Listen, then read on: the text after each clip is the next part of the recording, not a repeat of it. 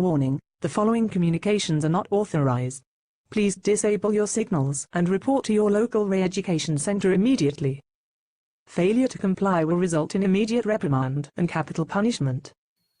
The never-ending YouTube warning that I don't even know if it saves us anymore. Welcome, Lewis Brackpool from Rebel News UK. Welcome, Eric Butler. How are you guys? Amazing. Thank you. Yeah, really well. Thanks. No problem. The audience will realize that you are English, so don't don't be confused. What's that? So don't attack me all at once. Oh, okay. Yeah. Don't worry about that. The first weird story we have to get right into, you guys, is Netflix. They had this huge protest they wanted to do against Dave Chappelle's stand-up special, which of course is always going to be number one on the charts of their stand-up comedy. It's weird though. I noticed that they don't have a stand-up comedy section for comedy on Netflix. I just noticed that the other day. But so he's got all these trans jokes and the LGBTQ2IA++ negative sign, division sign jokes in there. And I guess an employee wanted You're banned. Yeah, I know. As long as you don't dead name anybody, I think it's fine. But they have this. They were trying to organize a walkout in solidarity. The Netflix workers. It's kind of like Spotify tried to do. Look at this terrible thumbnail here from TechCrunch. But anyways, a Netflix employee was fired who led the company's trans employee resource group and plan to walk out on October 20th. Can we stop right there? Lewis, how do you feel about trans employee resource group? Trans employee resource group. I mean, they're expanding it now, aren't they? They're just expanding every avenue of the workplace to fill some sort of diversity quota. I mean, we're seeing that over in the UK. I mean, it's like the US and the UK are trying to out-woke each other. So it's quite funny to watch. Yeah. A current and former Netflix employee with knowledge of the situation confirmed to TechCrunch. Termination was first reported, blah, blah, by The Verge. Netflix workers planned the walkout to protest statements that co-CEO Ted Sarandos made about Dave Chappelle's recently released special, The Closer. Company claims that it fired the employee in question because the company suspects that they leaked internal information. We have let go of an employee for sharing confidential, commercially sensitive info outside the company, the representative told TechCrunch. We understand this employee may have been motivated by disappointment and hurt with Netflix, but maintaining a culture and trust of transparency is core to our company. Eric, do we know what the CEO said?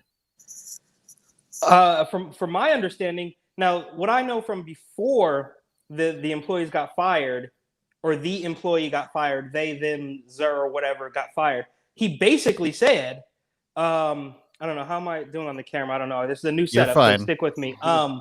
He basically setup said number that 16.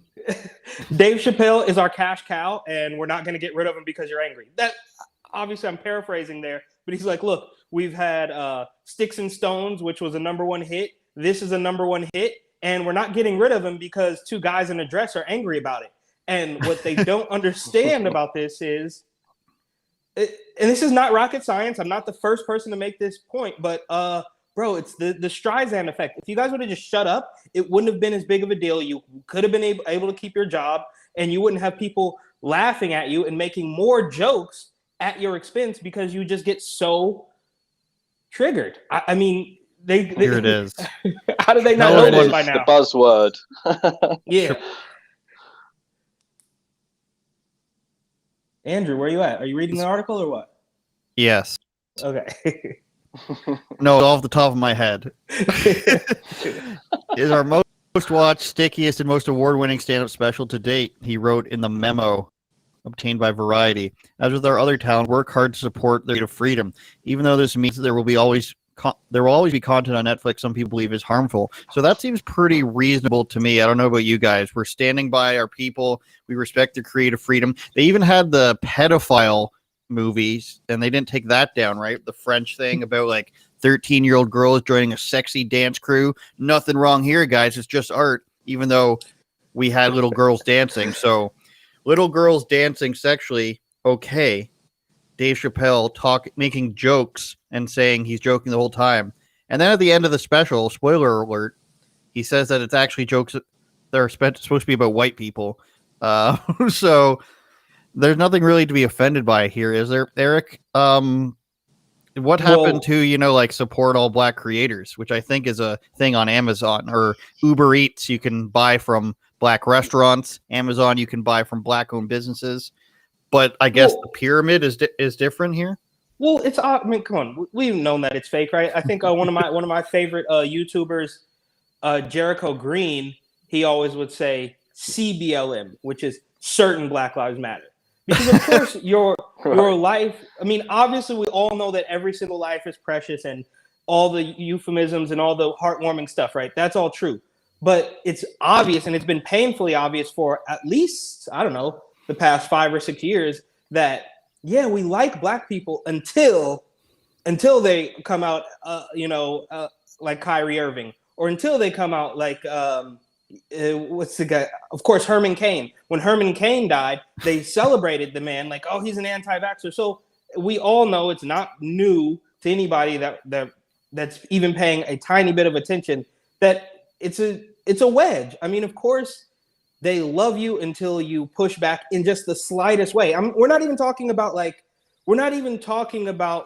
oh, I'm gonna vote for Trump or I have a red hat. We're talking about like, maybe that 6'7" person is not actually a woman. Just a thought. It's like if you step out of line just the tiniest bit, then they throw you in the trash and it doesn't even matter anymore. And very surprising, actually, one person that has been able to avoid this, perhaps through money or his influence, is Charlemagne the God, the radio host, the radio DJ from New York, who was towing every single far left-wing line, giving Kamala Harris interviews, giving her second interviews to come back and clean up the interview that she ruined the first time. and then he came out against vaccine mandates, but somehow he doesn't get Don Lemon lashing out at him like Don Lemon lashes out at Kyrie Irving. So there's the levels to this political theatrics is through the roof, man, and it's quite a sight to be seen right now. Lewis, we were talking before we came on about athletes not kneeling. Is it the same thing over in England? Like, did these guys face backlash? Is there a same pecking order? Like trans, were more of a victim than black guys, and if the black guy stands out from the crowd, then he's gonna be condemned so long as he's going up against the more oppressed. Yeah, I mean, there's a massive pressure on players at the minute in the Premier League and in the England squad as well, where they are being pressured by the media and Gareth Southgate and their bosses to take this gesture. Now, there's a big debate on it because obviously, as we know, anyone that is very politically engaged knows what that knee stance means, right? We know that it's tied to an organization that promotes Marxism, destroying of the nuclear family, etc., abolition of the prison system and whatnot. But the players, I don't believe, know this. It's only the ones that are switched on actually understand the true meaning. We spoke about Wilfried Zaha earlier and how he's not taken the knee, and another guy from Nottingham Forest, because they're pretty switched on what the organisation actually stands for. So, I'm not going to sit there and say that Harry Kane is a Marxist. I mean, that would be ridiculous. That would just be stupid. But what I find fascinating is all these players can sit and take the knee in front of an audience, yet we're not going to be boycotting them traveling to Qatar, where the stadium was built by thousands of, modern day slavers, essentially, is what it is. We're not going to see any boycotting from that. So it's just pure hypocrisy. So there is people on the right and sometimes on the blue left, as they say here in the UK, who are calling this out and showing the hypocrisy of this gesture. Eric, we see some overlap, and I say this because I came out with this Kyrie Irving petition the other day. Go sign it, by the way. That there's this thing called, and when I spoke to the BLM leader of Greater New York, she was like, "It's crazy the support I'm getting from right-wing sources. You told me last week I was going to get that I'd say you're insane." But to your point earlier about some people being immune to it, do we see in your circle or wherever you are now, which is Arizona, this overlap where it's like people are sort of coming together against vaccine mandates and people losing their jobs. Because I think Kyrie Irving particularly is another athlete that's basically going across all the lines and talking to people who probably don't agree on everything, but they can agree that you shouldn't be losing your job if you don't want to share your medical information. Because this is reaching huge proportions for airline workers, healthcare workers, something like 30,000 healthcare workers in 2 separate provinces here are standing to lose their job. And now they're like, oh my God, what do we do? And the hospitals can't handle this because we've fired everybody. Are you seeing as much crossover as I'm seeing in genres? Well, it's tough to say. Obviously, I've only been in this region of the country for a little over a week, so I can't say. But I will say that I saw it when it first happened. And I could go back and find this picture. I have it saved to my Instagram account somewhere with a guy in a Make America Great Again hat and a Black Lives Matter mask. And that was the beginning. That was at the beginning of the year when they first started really rolling out the shots before you couldn't get into a restaurant or a gym. But when they thought that people still wanted it, when it was like, oh, well, 65 over go first, and then 50 and over go first, when they thought that people still wanted it, that's when I first saw the BLM crowd and the MAGA crowd actually come together, right? Which is a scary thing if you are in the corrupt establishment trying to coerce and force people into doing everything that you want. So that was, at the beginning of the year. And I think it's only gotten stronger. I mean, you're talking to no disrespect, I forget the young lady's name, the BLM woman, which I've been accosted by BLM and Antifa in New York. So I don't have I have like zero respect for them. but now I have 1%, right? Because I saw them, they didn't physically attack me, but it was threatening and just all sorts of childish stuff when they saw me talking to a guy in a red hat. But you fast forward 8 or 9 months, and now they do, what do they say? These mandates make for strange bedfellows. So it is happening. And the fact that it's happening in New York says a lot, because that is supposed to be your stronghold of robot zombies that are going to do whatever the politicians say, because they've been brainwashed so heavily for the last at least a decade to believe that anybody who is not a Democrat, not even a Republican, but just not in that doesn't fall in line with every single weirdo, no matter how contradictory to their previous point from a week ago, you still have to follow the Democratic line.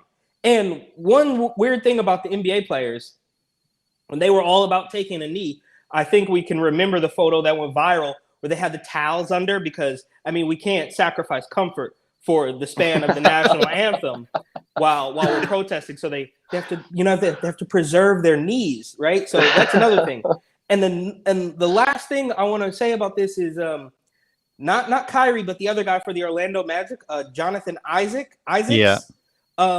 It's kind of funny that he also made headlines months ago, maybe even a year ago, when he too refused to take a knee. So it's kind of funny how the people who are actually informed, he was informed on what BLM actually is, or I don't even really know what they are. They had the Marxist thing, they had the abolition of the nuclear family, and then they took it down and they claimed it wasn't true, and then she bought all these houses. Whatever's going on over there. The point is, Jonathan Isaacs was one of the main guys who quite literally stood up to that, and is now standing up to the vaccine mandate. So I guess it's to be predicted that somebody who is privy to the games played by BLM is also privy to the games played by Fauci and all Gupta, who obviously got his ass handed to him by Joe Rogan. Mm-hmm. So it makes sense that these people are waking up, and the establishment they don't like it. I mean, Gupta, right,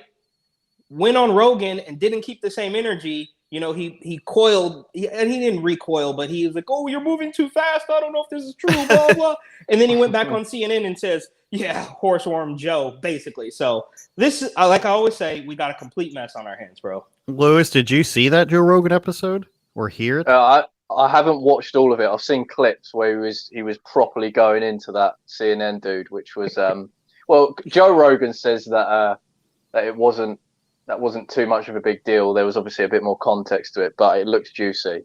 Because Yeah. I've been seeing how fake news works for a while now, and it just shows the lack of knowledge and understanding of what people want. So, for example, Joe Rogan, obviously, his primary concern is his health, right? That's his primary concern. So he has the best doctors to help him with what he's doing. So he's not going to just, take some random stuff from his basement or his garage or whatever you guys call it over there. Garage, isn't it? Basement and garages are not the same thing, Lewis. I don't know who's telling you this. Car hole. Yeah, it could be. Yeah, it could be both. Could be. It doesn't really matter. But yeah, the fact is, he's got the best doctors out there advising him on what to take, and the fact that CNN ran with it saying that he's, taking an animal product, is absolutely insane. So to see that, yeah, it was a nice watch. Yeah, I've got through I think 2/3 of it, but particularly I have heard all the parts where the clips are coming from about the medicines that cannot be named. And what's his name there again? Sanjay Gupta. Like, he comes off as a nice guy, but he also at the same time kind of comes off as a vaccine salesman. He can't understand why Joe Rogan doesn't think we should vaccinate children, even though he presents them with tons of evidence. And even when the evidence is staring at him in the face, he's just like, well, it's just like a person who's being nice about the fact that they will reject evidence right in front of their face. And he goes on saying, I don't know why CNN said that. And he's like, why didn't you ask? He's like, oh, I don't know. They shouldn't have said that. Obviously, that's not how it is. And then he goes back on CNN and then just agrees with Brian Stelter and Don Lemon about the contextualization they gave it, which is just saying it's horse dewormer, it's for livestock, nothing about the Nobel Prize, nothing about how many people are prescribed it. So it's really it's just a nice way of being dishonest. And I think the rest of the show does sort of, show that it was like a friendlier exchange, but still I came out of it being like, he really, really, really wants people to be vaccinated, even in situations where they might not need it at all. So it's pretty weird to hear somebody just be like, here's 3 hours of me being like friendly and agreeable, and then just go back and be like, fuck this guy. Essentially, he's a liar. But we can move on. It's just classic any behavior, isn't it? It really is. I'm a doctor. CNN. We can move on to Joe Biden. Joe Biden. Now, this is the non-edited version that I'm sure people are going to get dinged, and CNN's going to say a doctored version of Joe Biden where they made his chin longer and his nose wider. But this is the original version of Joe Biden really sounding insane. We have fewer democracies in the world today than we did 15 years ago. Fewer. Not more, fewer. Scary dude, man. That long pause. Cannot be sustained. That's why from day one of my administration, I've taken concrete steps to put human rights back at the center of our foreign policy and reassert our moral leadership on the global stage. To lead, as Chris has so often heard me say, with the power of our example, not the example of our power. Well, the non-example of his power, though, has led to, Afghanistan being retaken over, China having space missiles. So, and on top of that, Eric, I wonder what has he done to progress human rights since he's been in for what month? He's been in for 10 months. Are there any examples that you could think of that he's pushed human rights on a global scale? Well, absolutely not. That would be a great question for Circle Back Saki, right? I don't think I don't think there's anything. Obviously, the first thing that comes to mind is his flip-flopping and her flip-flopping on the idea of mandatory vaccinations, right? I think it was in April or something where he said, or no, it was like perhaps right after the election time, maybe a long time ago, where he's like, no, I don't think it should be mandatory. And then you fast forward 6 or 8 months, and he's like, you can't go to work if you don't do it. Same thing with Jen Psaki. So not only have they not done anything for quote unquote human rights, but it's been the exact opposite, which is par for the course for them, where they project every single thing that they're doing onto somebody else. And I don't know if somebody told him that he needs to, that, you know, oh, like you need to be a tough guy now. Like, I don't know where he's coming. I mean, because he's not to be hyperbolic or you know, continue to make the same analogies, but that little speech there was maybe a little Hitler-esque, right? I mean, why are you banging on the thing, bro? Like, it looks like, I think it was Daily Wire that posted the meme with from the Office episode where Dwight Schrute's like slamming on the podium. Like, this was clearly a change of pace. I don't know if he maybe took a couple too many of the pills that he's on, or maybe not. Like, something is really weird with this, because the guy can barely string together a sentence any other day of the week, right? He's like,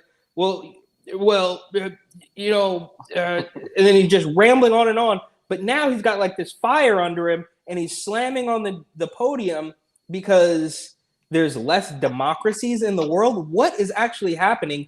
And we're to believe that this guy is the best for the job. And it's beyond mind-boggling how we even got here. It's obvious. Well, there's certain things you can't say on YouTube, right? You can't say that certain shots may or may not work. You can't say that there may or may not have been some unsavory, you know, voting inaccuracies, or I don't know. I don't know what all the euphemisms. I don't know what words you can and can't say anymore. It's because we're basically China now, right?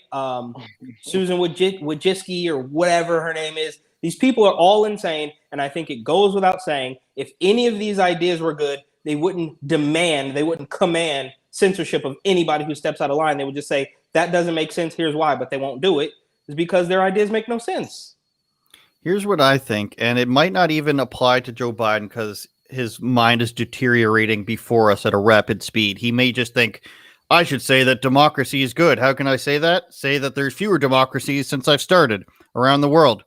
But I think what's going on here is when you look at the strategies and the policies they're putting in place across the Western world, UK, Canada, Australia, America, with the whole Build Back Better thing, I think they're trying different strategies with different leaders. Australia is obviously try everything, get everything through, let it go full, you know, communist, totalitarian, medical state. I think that's what they're trying there. In America, I think they might be doing the whole, let's do half and half. Let's try to, you know, please the right-wing supporters, but also crumble the economy at the same time and just try not to mention it. And we'll be like, we care about human rights. We care about you. We care about your jobs. But at the same time, let's ease it on the restrictions, but let's just crush the economy. In Canada, it's more like, nobody talks about anything. We're just going to stand, like, we're still in this reopening phase that has been lasting like 3 or 4 months. Nobody talks about taking masks off. Nobody talks about completely opening up off of restrictions. Nobody talks about anything. I think the strategy here is just see what we can get away with silently. Don't really talk about anything. Since our election 2 months ago, or almost 2 months ago, there's been political silence, like dead air, pretty much. Like the conservative leader Aaron O'Toole said like one thing. Far left Jagmeet Singh guy said nothing. Justin Trudeau said like one thing. They're just letting it play out now after their victories and seeing what happens, I think, and seeing where the chips fall. I think you'll see within the next year, as provincial in America state elections come out, of restrictions being lifted and freedoms being promised back or given back and then probably taken away again. But I'm interested to ask you, Lewis, what Boris Johnson's been like, what it's been like in the last couple of months. Have restrictions been lifted? I mean, obviously people are filling stadiums. Is there a vaccine passport still in place? I heard that they took it out. What's sort of like the update you can give on what the policies regarding lockdowns are like over there?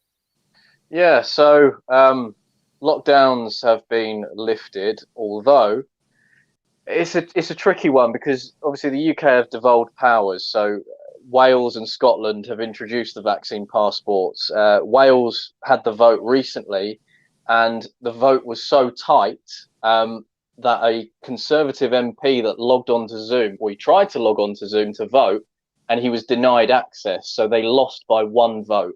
If he'd have logged on and they would let him go on, vaccine passports wouldn't be in Wales. So that was pretty mental. Yeah, it was a mental outcome. So I feel really bad for the Welsh at the minute.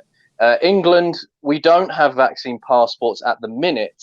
However, the health secretary has said that it is plan B potentially if winter goes bad, and we're expecting a really, really horrible winter. I mean, we've had fuel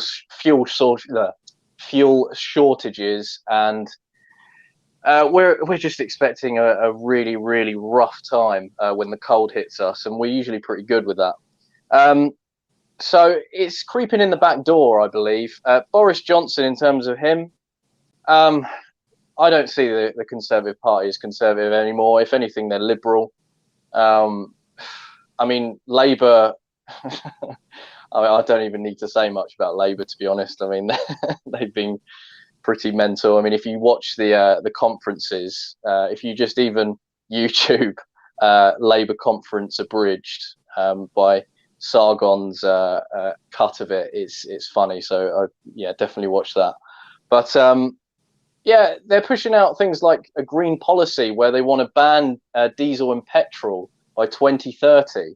And then introduce electric cars in the UK. That's one of Boris Johnson's green policies, which is pretty radical in my opinion.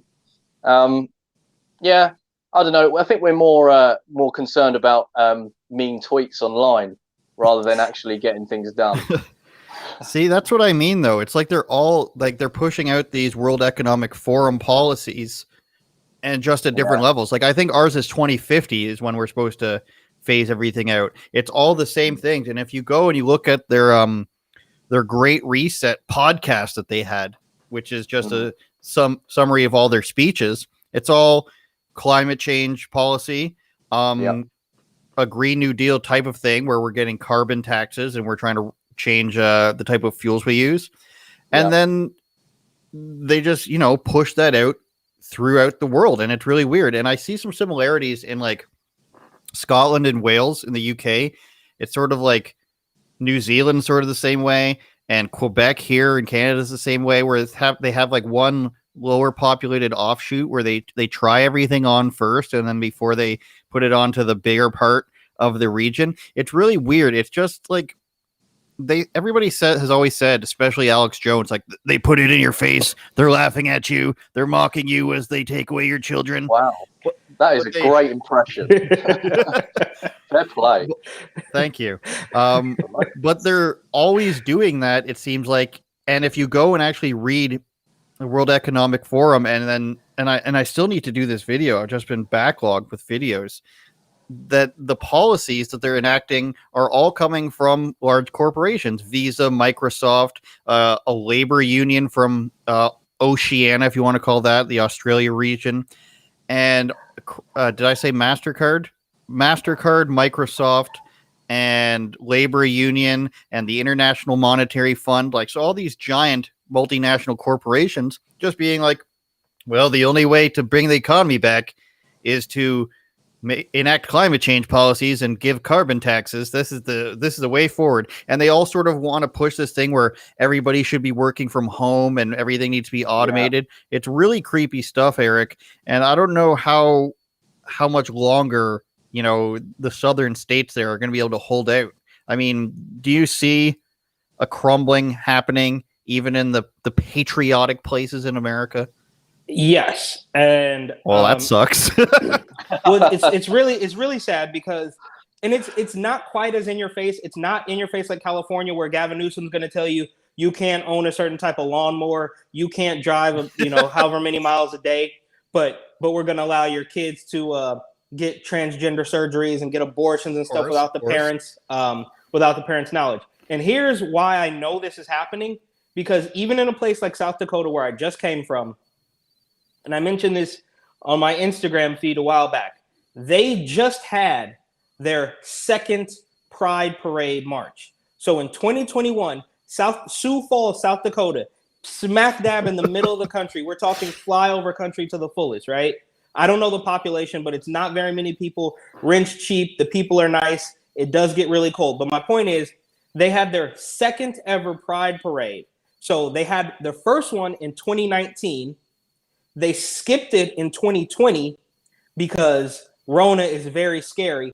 And then they brought it back in 2021. So they've played the cards exactly how the establishment wants them to, right? So think about it. I mean, they were doing Pride parades in California, where I was born and raised, where I grew up, when I was a kid. I mean, they were doing Pride parades in the 90s. So it took them that long until 2019 to bring this Pride to South Dakota. They skipped it because they had to obey the rules of the establishment because Rona was going to kill everybody. And then they brought it back and said, okay, you can do it, but make sure everything's gay. And there was a church.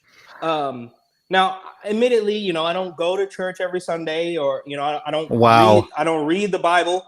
But you know, I'm not a godless heathen like this group of people, and I am gonna pass some judgment on this because there was far too many kids there. It's like it was almost as though this group of people saw a special report on ABC or something, and they're like, oh well, if we don't do a Pride parade, then everybody's gonna think we're mean. It was almost as though there was no gay people there. They were just there to pretend because they got it from the television. And the second reason I know this is happening is because last year they also passed recreational and medical cannabis at the same time. And you can see what's happening in California. They passed medical marijuana, I believe, in 1996. And George Soros, if you look at the history, George Soros had a hand in passing medical cannabis in California all the way back in 1996. They made it recreational a couple of years, you know, a little bit before I moved to New York. But in South Dakota, it happened at the same time. And we can joke about how you can go to California and tell the doctor that you know, the sun is in your eyes, or you had a basketball injury from high school, or you just couldn't sleep that night, and they'll give you a prescription for cannabis. This is now going to start happening in South Dakota. So I said all that to say, slowly but surely, it is deteriorating everywhere, and they will not stop. You would think that they have the 5th largest economy or 7th largest economy, and they have complete control of California, and maybe they could stop there. It's a super populated country.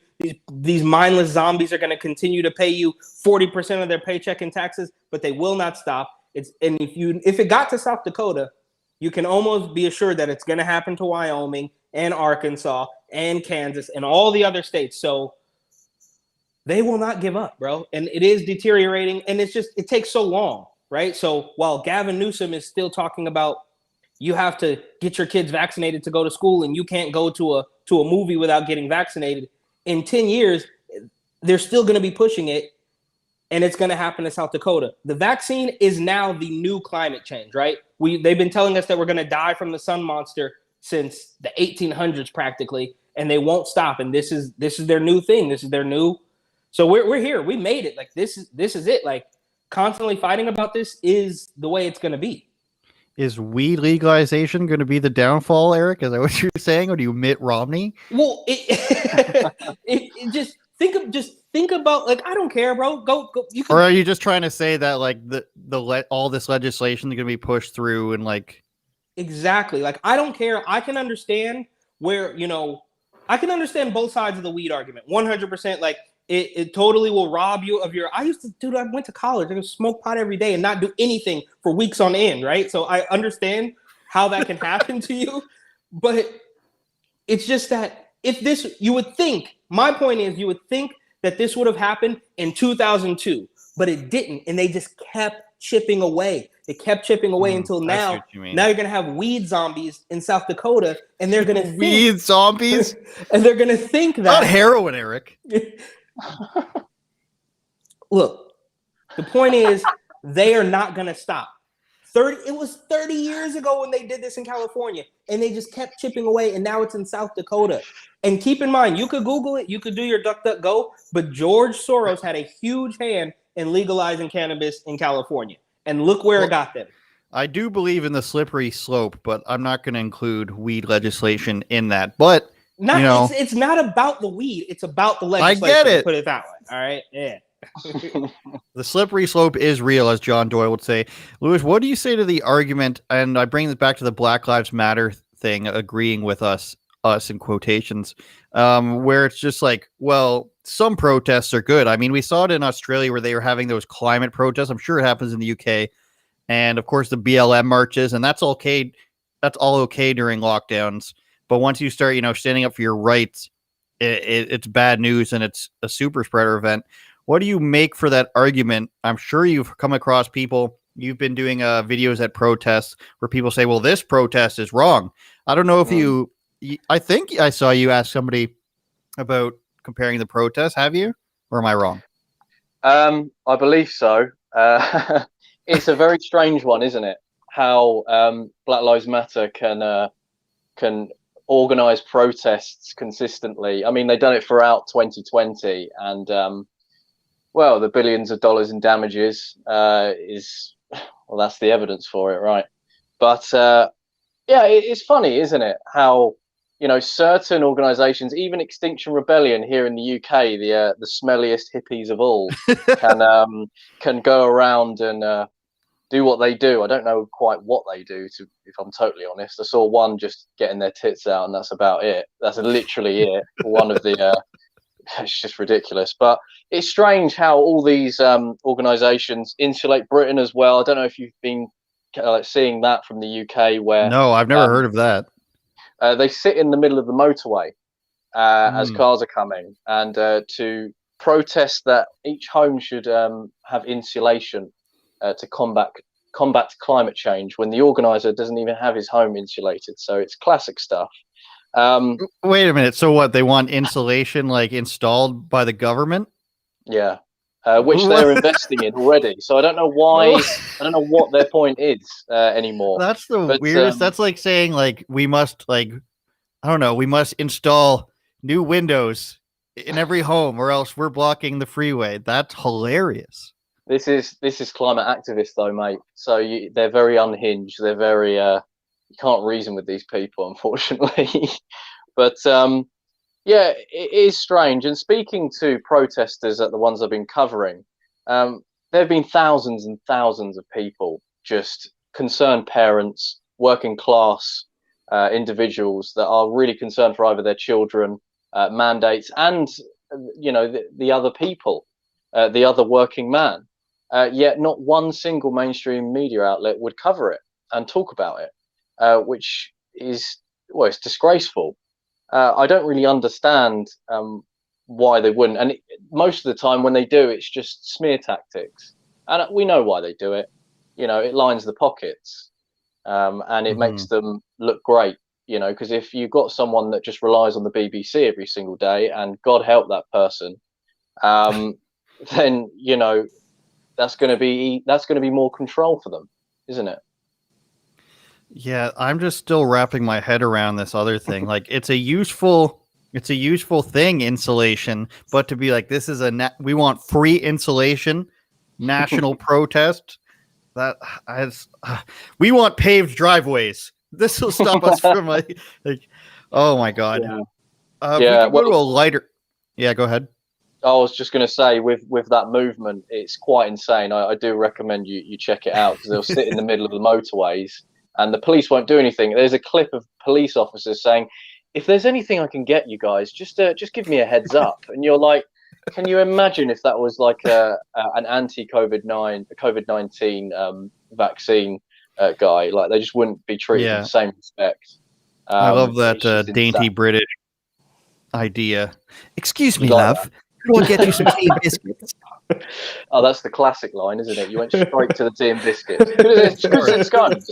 Could have said scones, but you didn't. Could have said scones. What is this word you were teaching me the other day? Pucka or something? Pucka.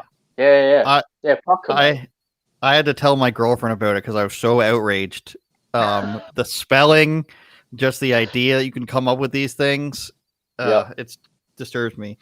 I'm going to have to ask you, when you come on my show, I'm going to have to ask you to prepare an American accent. Sure. have No something problem. written out.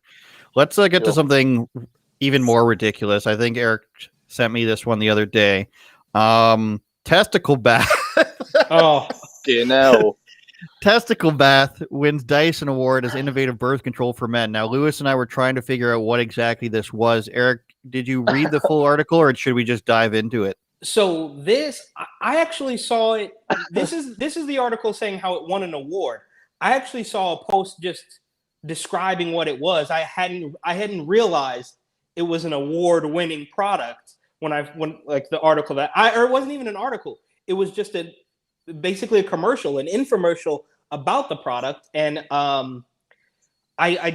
did not. The point is, I did not read this one about how it actually won an award, but I do know the basics of the product itself. To use this baby blocking bidet, the bather simply adds water up to the indicated mark, which is set together with a doctor according to an individual testicle size. Can I get an may extra vary. small, please?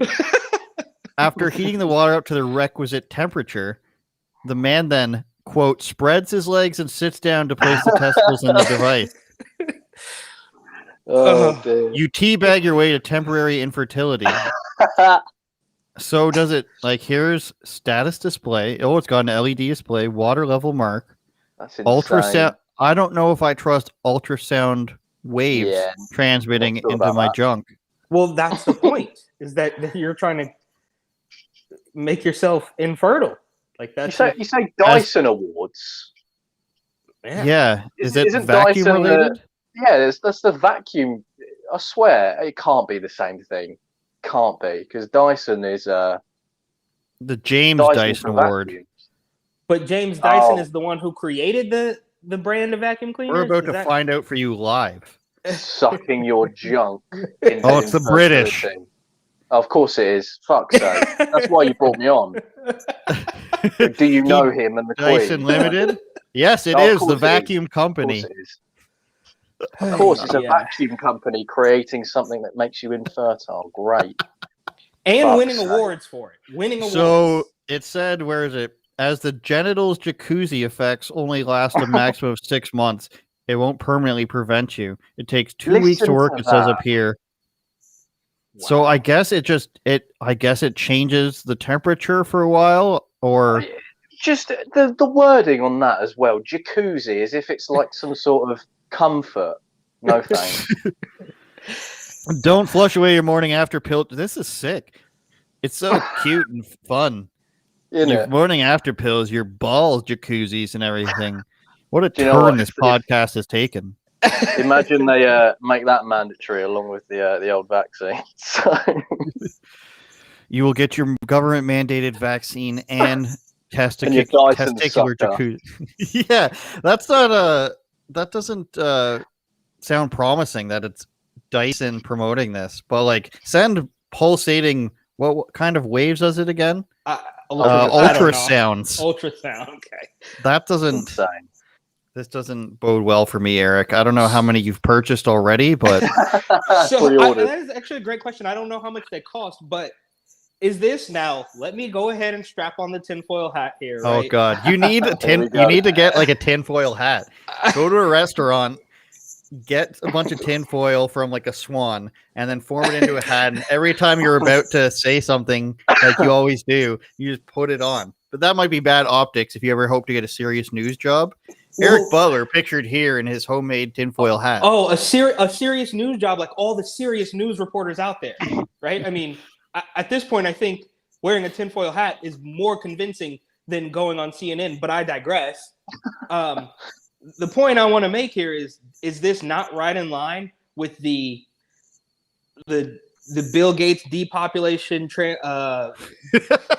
agenda, along with the fact that your kids are now transgender. So if you were already lucky enough to pop out a couple of kids, we're going to make sure that we do everything in our power to convince them that they should cut their junk off, or Well, it's taken the you'll own nothing and be happy a bit too literally. And it seems like it's all coming together. Think about it. The way those pictures and that lighthearted rhetoric in that article is like, this thing won an award, so now you can safely not have kids. It's like, bro, if you don't want to have, I can think of a couple other ways that you can avoid having children if you're not ready for children yet. That's just me.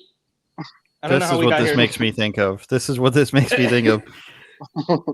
Eric discovers. I do not remember this episode. Eric has a dream where men's only use is to reproduce and write jokes on Mars because it's something about like Amy Schumer not being funny. Which, I don't know. Oh, mate. Deary me. And we've been removed from the internet. Amy Schumer is not funny, just for the record. Oh, not at all. I can't remember. The reaction videos of people sitting there watching her shows and not laughing for an entire hour and a half is. And I tried. I did try. I watched one on Netflix maybe a year or two ago, and I tried to go in and be like, let me see if this is really as bad.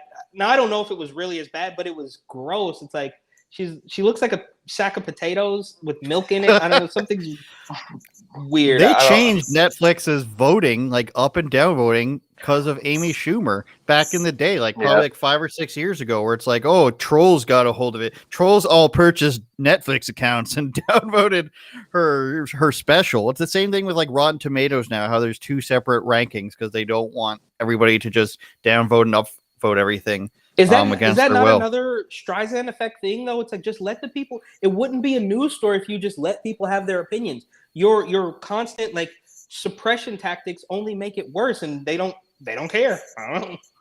Yep. They do not care. I think one of the last things we can get to, actually, let's pay some of the bills here first, Eric, from TatumReport.com, as we can get back to one of your articles. But Eric at TatumReport.com, you can see one of his latest articles. From this weekend, New York City judge orders father to get vaccinated to visit his daughter, which of course is a crazy story that we can get to in a bit. And Lewis, why don't you tell people what's going on with you lately while I bring up your latest work? Yeah, sure. I've been covering mostly the anti-COVID-19 vaccination protests, speaking to people on the street, hearing out their concerns and reporting on it. I've recently been up to Scarborough and doing a Fight the Fines, which we do on Rebel, where people that have been affected by these tyrannical measures, COVID measurements in the UK. I recently spoke to a chap who was threatened with a £200 per person fine, where him and his wife just drove to the seafront and was drinking a cup of tea in their own car. So they were threatened with a big fine, and luckily Rebel jumped in and helped them out. And and that's another one as well. Grace cards. There was these 2 lovely shop owners own a particular card shop, and they're same as WH Smith. Pretty much, WH Smith, which is a big corporation, were allowed to stay open during the lockdowns, whilst this shop just around the corner wasn't allowed. And they were harassed constantly by the council, by police, as you can see there in the video. And they were threatened with court. So Rebel jumped in, of course. Unfortunately, they lost, and now incur a £44,000 fine from these measures. So That's we're insane. sort of helping. Yeah, we're helping a campaign to raise some money for them to help them. So all right. And then my latest episode is with April Moss, who is from Project Veritas. She used to work for CBS. She called them out for fake news, and of course they fired her. They tried to feed her questions of what to ask people about COVID.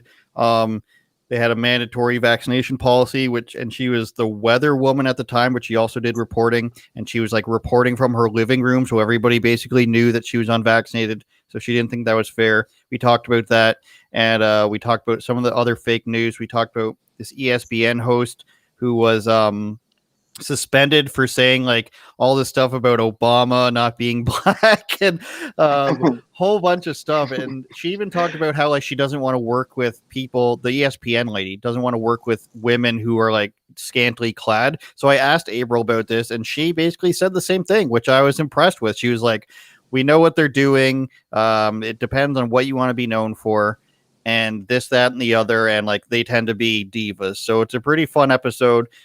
She's pretty base, as the kids say, and then we can flip on over to Amazon.com, not .ca or .uk for Eric Butler. Gotham. Help me out here. Gotham Unglued. Unglued, yeah. New York City 2020, Gotham Unglued. And this thing is going to age there it like is. Fine wine. I promise you that, because as horrendous as some of the photos in here are, Whoa. I promise you, New York has not gotten any better. I mean, you're going to look back in 2 years, you're going to look at this and say that was tame compared to what New York City is going to become. Wait, have you seen the rookie card? Wait, what this is is Eric's book of where he just went around and took photos of New York City, and I always play this game where is it a person, is it a pile of garbage, or is it somebody's winter tires? Because some of the stuff you got it on you, Eric. Of course. Show some of the pictures. Oh, dude, flip to anything. Flip to anything. See, there you go. Oh wow, garbage, man! I gotta get this. And this, and like I said, I just want to make sure that people know that I look at this lady. I don't know if you could see. Sorry, I'm always with the camera, but look. I mean, she got the gloves. I don't know if you remember when the gloves were a thing, but I just wanted to make it clear that I did not set out to create a book. I was just furloughed from work and had nothing to do. So I just started exploring the city. That's how it happened. Nice. I didn't set out looking for nasty things to make fun of and publish. I just was literally exploring parts of New York I hadn't yet been to, because I had more than enough free time because of the virus. So that's how it came to life. There's the UK version. Out of nice stock. One. You're gonna have to get it. You have to get it on Kindle. Eric, talk to your publisher. All right. Yeah, get that sorted for the UK, man. I want a copy of that. I'll type up an all caps email for sure. Very cool. All right, let's jump down over. We have a few minutes remaining here in our usual hour. Let's jump on over to Australia, where they're asking people to check their coffee cups. Myself included, I work out. You just want to check if there's actually anything in that. Oh, yeah, there's coffee in there. Enjoy your coffee. Thank you. Jesus loves you all. God bless. I'll be praying for you all. What type of mentality do you have to have as a police officer, where you're like, no, this is for everyone's safety. We're just checking. You think you can just be sipping on your coffee cup? We check to make sure. Wow. Can I just say? I feel bad. I feel bad for Avi and Mario. They're gonna have to start walking around with coffee cups all the time just to be safe. Mario's gone, bro. If you didn't hear. Oh. Whoops. Okay. Thanks for that. Yeah, well, just Avi then. There's the new two. There's the Brisbane team is. I wish I remember their name. This is mean, but they said that I looked like who did they say I looked like? Somebody that they said I looked like Steve Jobs. Zach Galifianakis? No, the Brisbane team said I look like Steve Jobs. I'm like, Steve Jobs is dead. Update your references. But Eric, where in the world, Australia obviously, are these cops where they're just like, this is fine. Like, we're checking coffee cups. Let me shake it to see if there's actually, because obviously this person was putting their mask down to take sips. And if we want to fast forward to Canada, where I just keep my mask around the chin for the most of the time that I'm in the store, and people are they'll look at you, but they're too afraid to say anything. I can imagine just walking around because they have mask mandate outside. Which is, you imagine?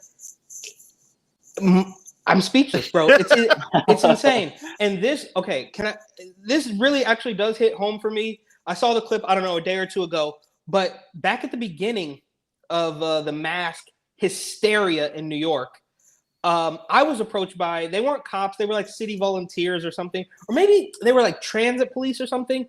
I was just walking around Brooklyn, and the woman, I'm holding a cup of coffee, from the bodega. It's basically just hot water. That's a different story. But I'm walking around with my coffee, and the lady offers me a mask out of the kindness of her heart. She's wearing a uniform. I don't know exactly what department she works for, but she's wearing a uniform, and she offers me a mask, and I'm like, no, thank you. And she's like, we'll take it for after your coffee. I'm like, I don't need it. I'm literally walking around I'm walking around the park. I'm walking around. Sorry, I'm getting worked up because this is insane. Okay, I'm walking around Prospect Park, which is like it's like Brooklyn's Central Park. You know, Central Park is famous. Prospect Park is like their equivalent. You know, a couple miles down the road. I'm trying not to fall victim to all of the hysteria and all the propaganda by enjoying a coffee and a croissant in Prospect Park and look at, you know, trees and breathe fresh air. Like that was literally the plan. And to have this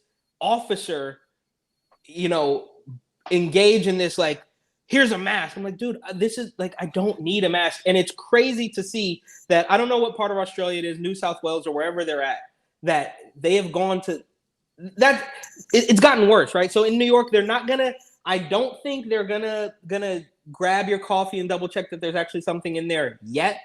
But let de Blasio or his this new guy, Eric Adams, the black guy who's going to probably become mayor, who's saying that he wants to force vaccinate kids and all that stuff, they're really not that far away. And when that happens in New York, it's only a matter of time that the rest of the country is going to fall. Even in South Dakota, even here in Arizona, I've been walking around Arizona. Now, granted, it's a little hot, so you don't do too much walking, got to get in the car. But nobody's hassling me about the mask. I completely furnish my entire, well, not completely, I need some art, but I'm buying things for the apartment. I'm walking around Target, I'm walking around Walmart and all these cheap little, because I'm broke, so I have to buy this cheap furniture. And nobody cares about the mask. But if you go to New York, you couldn't dare shop for furniture without somebody. At this point, they're probably going to ask you for a vaccination card. I don't know if it's just gyms, restaurants, and I don't know what this retail. You don't have to have it here. At least I think they went the same way, where it's like retail and I don't know, food in the grocery stores. You don't have to. Some places they do. I think they're trying that in European countries, maybe where it's like France or something. I don't know, or Italy. I don't know. Sounds my France. damn ancestors does sound like the French, doesn't it? Are masks gone where you are, Lewis? They are, but people continue to wear them, which is weird. Of course. That's pretty much the brunt of it.